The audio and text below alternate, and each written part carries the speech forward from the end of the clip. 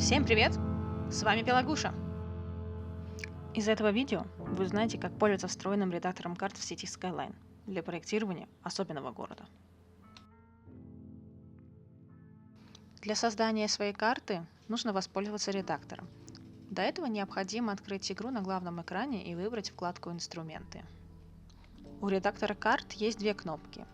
Для новых карт «Создать» и «Загрузить для проработки уже созданной карты». Выбираем «Создать».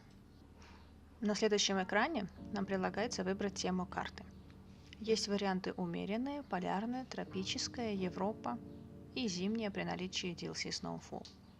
Также можно загрузить пользовательские темы.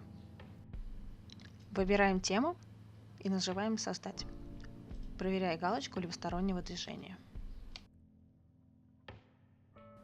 Редактор загрузился, и сейчас перед нами стартовая клетка нашей новой карты.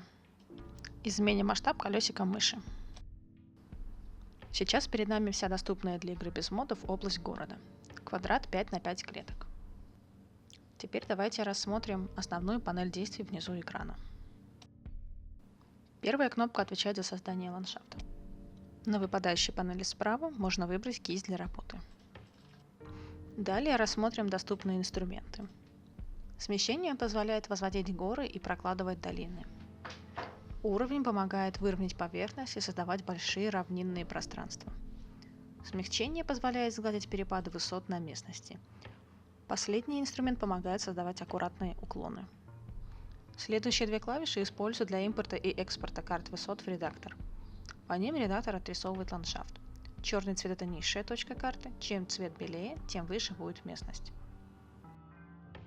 Далее идет инструмент, управляющий водой на карте. Первая опция устанавливает на карте источник воды, вторая задает уровень мирового океана. Правее располагается кнопка ресурсов. Ресурсы помогут вашему городу развивать промышленность и зарабатывать деньги. С помощью кистей разметьте на карте залежи руды, нефти и плодородные земли. Обязательно разместите эти ресурсы на вашей карте, так как в игре их добавить уже невозможно. Для лесных ресурсов предусмотрена отдельная кнопка на панели, где можно выбрать конкретные растения из списка.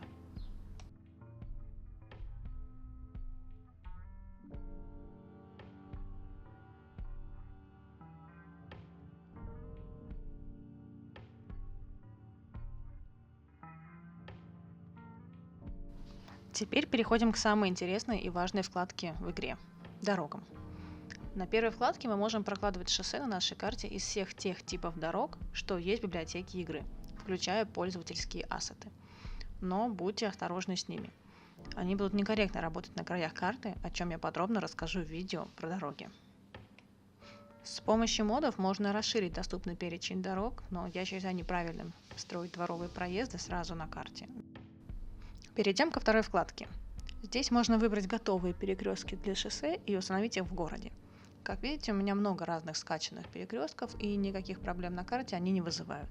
Сразу дополню, что пункты оплаты проезда в редакторе недоступны. Далее в меню выбираем железные дороги. Очень полезная вещь для любого города. Поезда перевозят товары и туристов вместо колесного транспорта, что сильно разгружает дороги и способствует большому притоку денег в город. Аналогично с шоссе, допускается использование ассетов, но делать это нужно правильно. Такими же целями советую использовать морской транспорт. Обратите внимание, что это не паром, а именно корабль. Для него в городе требуется порт и доступ к некоему маршруту. Именно этот таинственный маршрут и прокладывается с помощью этой кнопки меню. Очевидно, что для создания маршрута необходим выход в море и достаточное количество воды в пределах карты. Море располагается за пределами карты и омывает город со всех 4 сторон.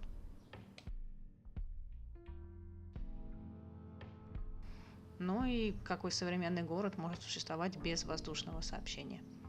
Разместите подлетные пути к городу с помощью текущей вкладки. Переходим к предпоследней опции меню под названием «Окружающая среда». В данном разделе собраны всевозможные объекты, без которых ваш город будет унылой пустыней с кучей асфальта. Тут есть растительность, которая не считается лесными ресурсами и, соответственно, не отнимает у вас лимит на так нужные деревья. О лимитах подробнее расскажу в видео про ресурсы. А также, кроме растительности, тут есть животные, огромное количество камней, скал и целые гроты. Множество всяких древних и не очень развалин. Настоятельно рекомендую использовать предметы из этого раздела для декорации города. Он сразу же оживет. В меню. В этой вкладке можно выбрать стартовую область города, с которой будет начинаться знакомство с картой. Выбранная область обозначается синим и по умолчанию находится в центре. С помощью второй клавиши на вкладке делаются красивые видовые снимки карты. Далее их можно легко подгрузить в описание карты и опубликовать, чтобы пользователи знали, что их ждет. В самом конце панели расположились еще две кнопки управления. Первая кнопка — это мод Mover для перемещения абсолютно всего. Он часто пригождается как в городе, так и при проектировании карты. А также всем знакомый бульдозер для удаления объектов. Теперь рассмотрим информационные панели. Они прячутся под кнопкой в верхнем левом углу экрана. Их значительно меньше, чем в игре, всего 6.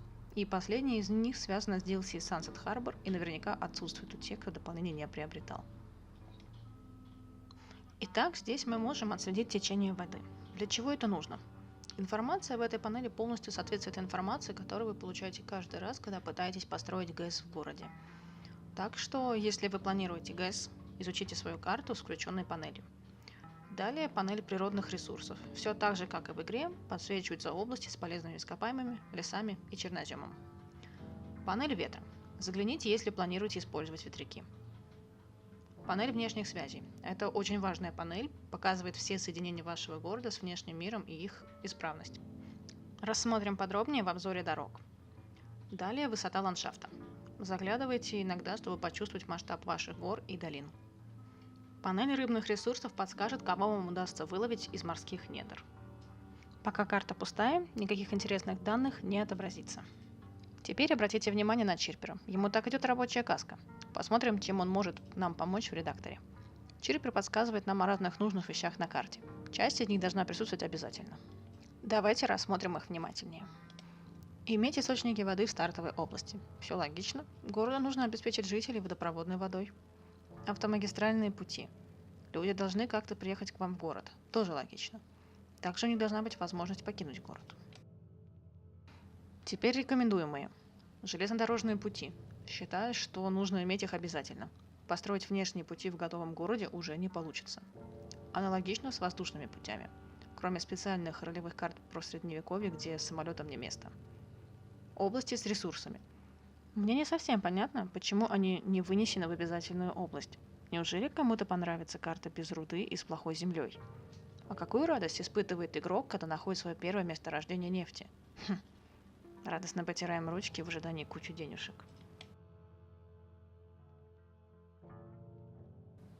На этой позитивной ноте я завершаю первый эпизод по созданию собственной карты в сети Skyline. Надеюсь, полученная информация была для вас полезной.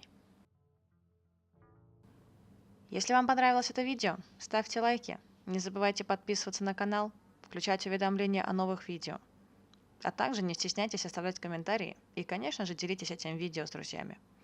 Увидимся в следующем видео. Пока!